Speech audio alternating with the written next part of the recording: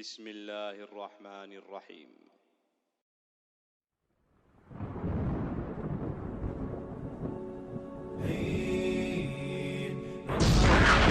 سوف يعلمون أن نحن المسلمون القادمون نرفع الرايات سوف يعلمون أن نحن.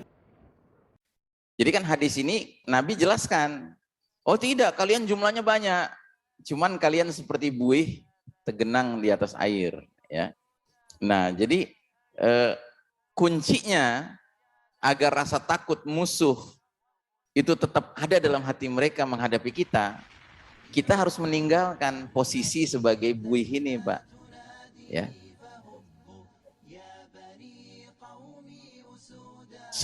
Persis seperti yang Bapak ceritakan tadi, awal mulanya pembantaian terhadap para santri, ya. Jadi ibaratnya nggak ada angin, nggak ada apa, tahu-tahu dibantai kan gitu.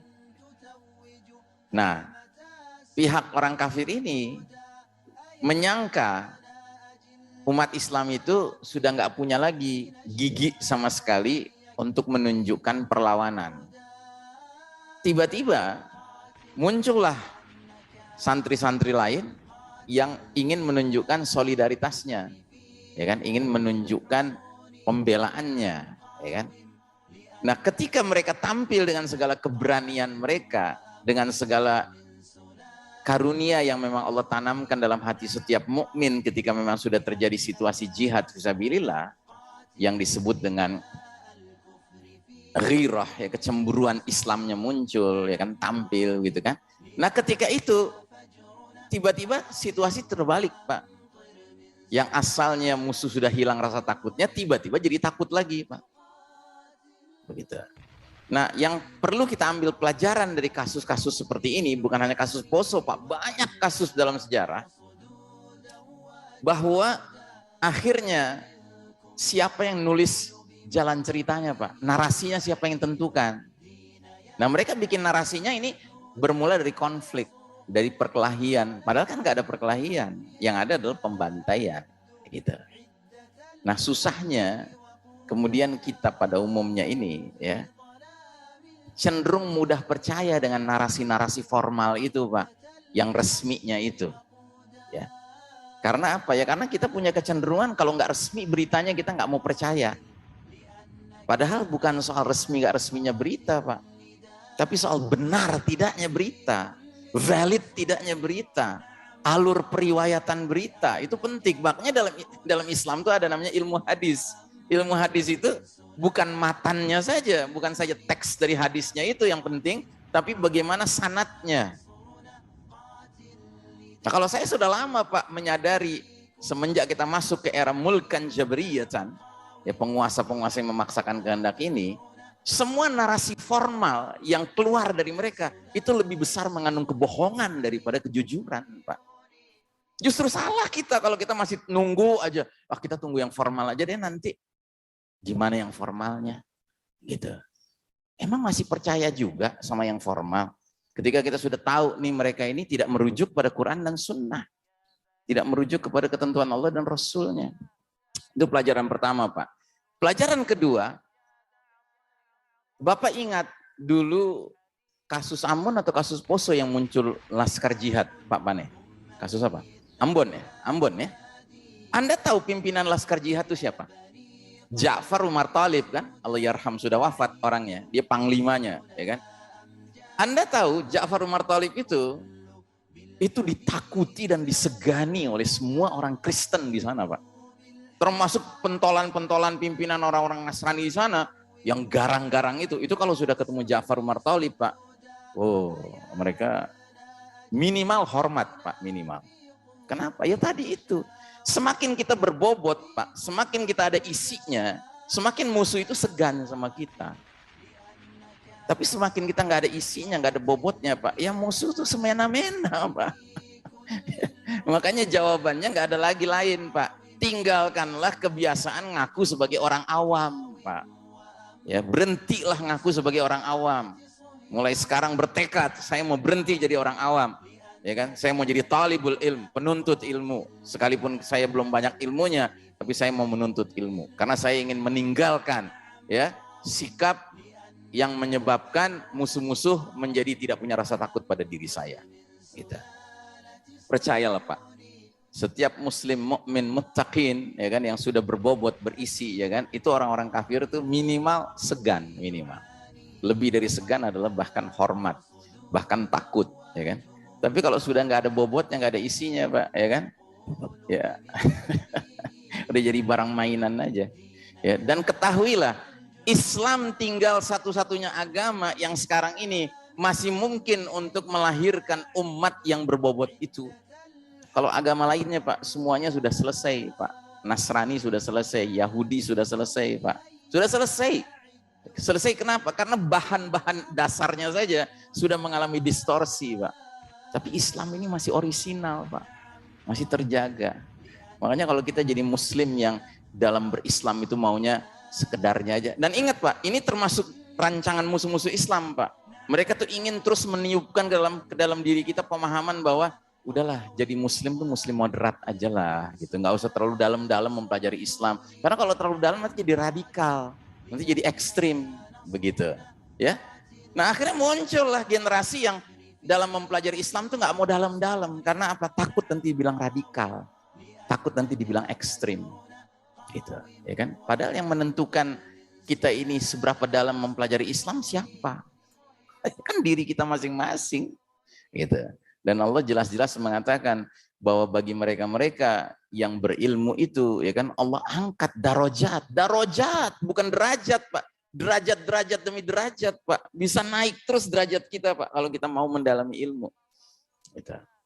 Jadi orang berbobot, jadi orang berisi, ya kan? Dan itulah yang membuat musuh minimal segan sama kita, maksimal hormat dan bahkan takut sama kita. Tapi hari ini kenapa mereka hilang rasa segan, hormat dan takut itu? Ya karena sebagian besar kita membiarkan diri tidak berbobot, tidak berisi.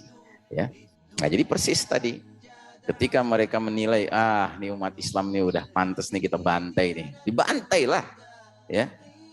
Tapi begitu muncul umat Islam lainnya yang tampil dengan kesungguhan, yang ingin, bahkan mereka-mereka yang pergi berjihad waktu itu Pak, itu justru cita-citanya nggak pulang Pak, mati syahid Pak.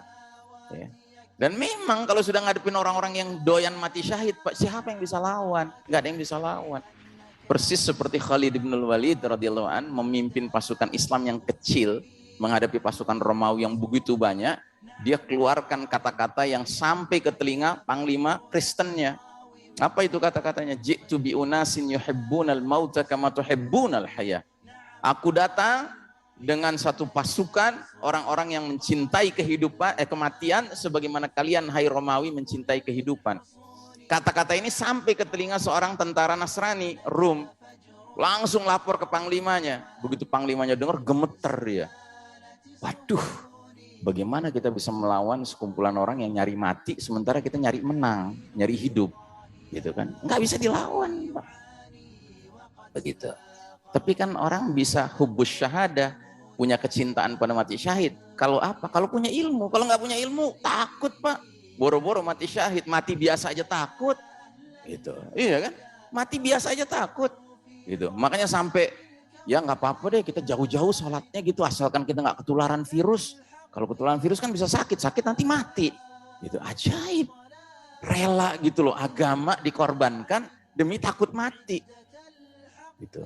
Sedangkan Abu Ubaidah gubernur Syam, ketika wilayah Syam kena taun ya kan, kena endemi ya kan, satu persatu warganya dilihat pada bermatian, dia malah ngomong, ya Allah kapan giliran aku? Dia nanti tuh kematian gara-gara taun itu. Nah, sekarang umat Islam menyebut COVID taun, tapi nggak ada yang mau berharap kepada Allah mati karena COVID. Maunya semua nggak mati gara-gara COVID, gitu. Jadi kontradiktif. Dibilang taunnya mau, ya kan? Tetapi nyari matinya karena taun nggak ada yang mau. Justru nyari hidup terus, gitu, ya kan? Emang udah kacau, Pak. Udah kacau bener, udah berantakan. Gitu. Nah, tapi kalau misalnya hadir orang-orang yang, ya tadi, jundullah tentara-tentara Allah itu, Pak. Oh, musuh itu nggak usah banyak-banyak deh. Makanya Allah sampai ada ayatnya kan, surat Al-Anfal ayat 65-66 itu membicarakan jika ada 10 orang sabar di antara kalian, dia bisa mengalahkan 100 orang. Kalau ada 20 orang di antara kalian yang sabar bisa mengalahkan 200 orang. Ada 1000 orang bisa mengalahkan enggak. Terus kata Allah, tapi karena Allah tahu ada kelemahan pada diri kalian, maka 100 orang bisa mengalahkan 200, 1000 bisa mengalahkan 2000. Jadi umat Islam itu minimal Pak, kekuatannya itu 1:2 dengan musuh.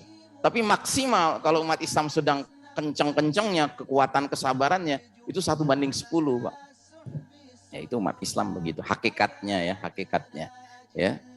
Tapi sekarang kita malah sebaliknya. Umar bin Khattab itu sedemikian punya haibahnya sampai kata Nabi, Umar kalau jalan sendirian di tengah lembah, ada sekumpulan setan sedang ngumpul bermusyawarah membicarakan kejahatan bersama, ya kan? Ngelihat Umar mau lewat, bubar Pak majelisnya, kabur semuanya, takut sama Umar. Tapi kalau kita sekarang 5 muslim laki-laki semua jalan lewat kuburan malam Jumat, ada suara dari kuburan, lari itu semua muslim itu, ya kan? Tanpa peduli suaranya apa sebenarnya sumbernya, ya kan? Kan beda sekali kualitas kita dengan kualitas para sahabat. Gitu. Nah itu kembali ke masalah apa? Ke masalah bagaimana kita meninggalkan posisi sebagai ghusaun ka ghusa'is sail, buih di genangan air. Meninggalkan kebiasaan ngaku sebagai orang awam Pak. Nggak usahlah ngaku sebagai orang awam terus-terusan Pak. Berhenti ngaku orang awam. Sekarang berubah niat jadi apa? Thalabul ilm, penuntut ilmu. Gitu. Kalau kita terus-menerus jadi thalabul ilm, kapanpun kita meninggal, mudah-mudahan matinya mati syahid. Gitu. Karena ada hadisnya Nabi mengatakan, man salaka tariqan li talabul ilm, barang siapa menempuh jalan untuk menuntut ilmu, ya kan? Maka dia seperti sedang menuju jalan menuju ke surga.